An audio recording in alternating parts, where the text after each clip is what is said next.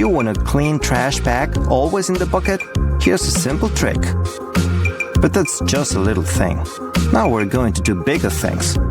With the right markings, it's easy to get the metal profile firmly in place.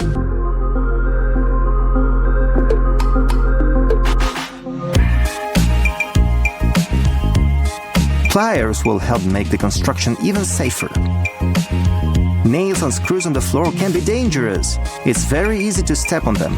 It's a good idea to keep everything out of the way. Refilling a lighter? Not a problem.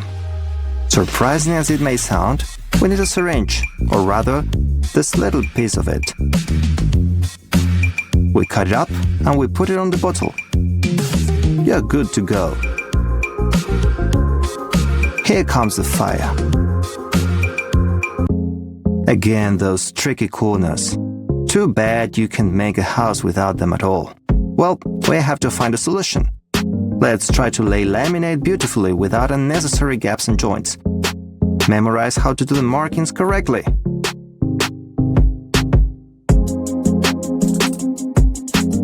Use a lid from any paint bucket. It will help you cut an even circle. Done! It looks great. You don't know how to secure wire pipes to the wall? Get some more corrugated pipe.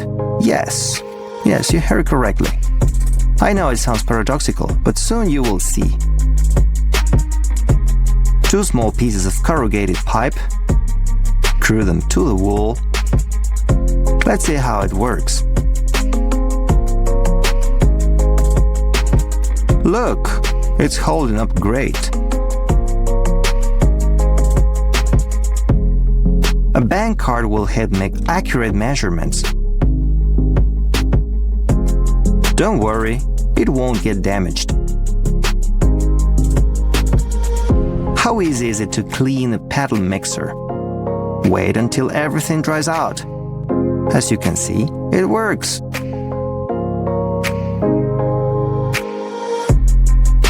To do painting work at height is not easy, especially if you're short or if you don't have a ladder. And if it's both of them, you cannot miss our life hack. Luckily, you will only need 1 rope to bring it to life.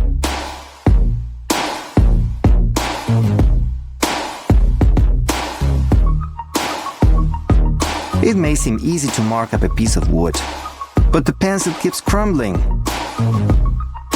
We can avoid that by using the border of a measuring tape.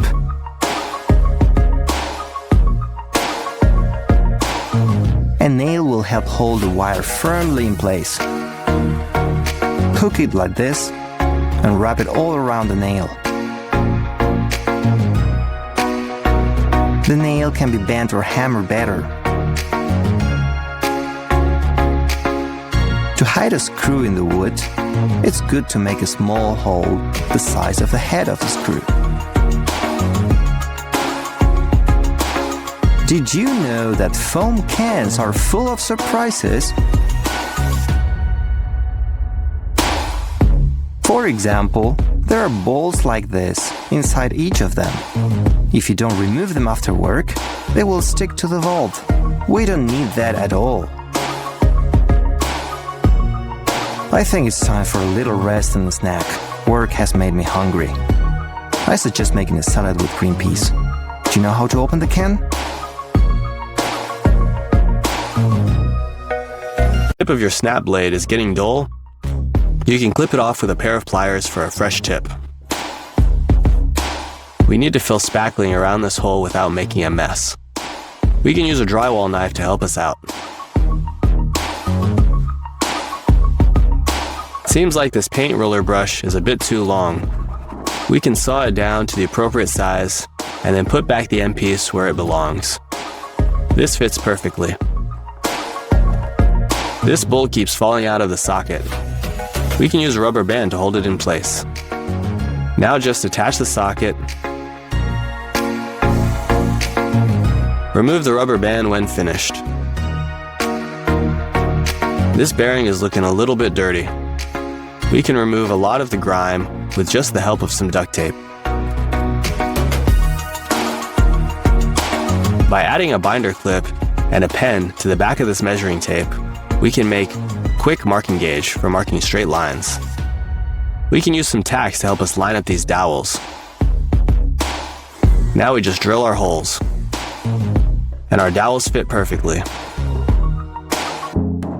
This hammer is a bit too wide to reach this nail. We can stack another nail on top to drive the first nail all the way in. Here's a cool device that will help us screw in two pieces of board together.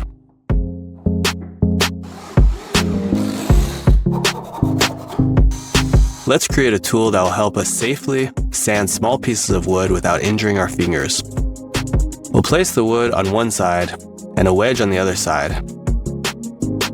Now we can sand safely.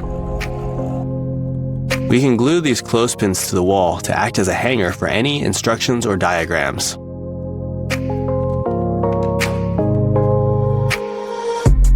We can still get this TV remote to work, even if we only have one battery.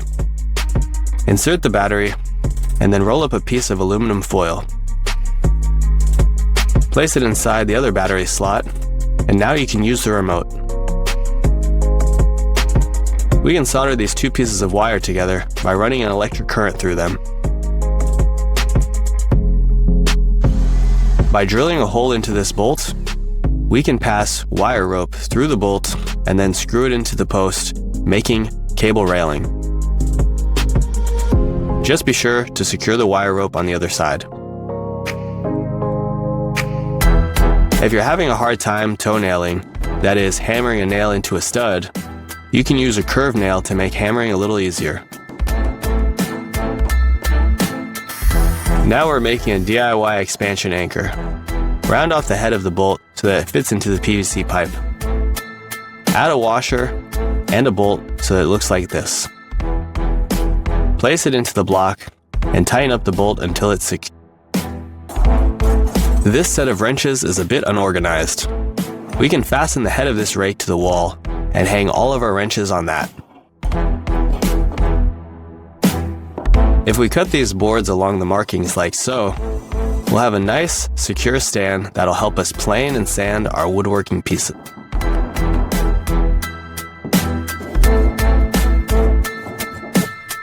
Here we have a dado joint that we are going to lock into place using these dowels. Drill holes, add some glue, insert the dowels, and then saw them flush.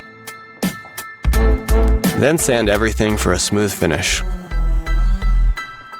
Next, we're cutting out a drill holder for our belt from this plastic bottle. These tabs will attach to our belt. This drill fits nicely. Let's make a tripod out of PVC. We'll drill some holes to create a slot that holds our phone. Then we'll cut out the legs of the tripod. Now we can watch all of our favorite videos.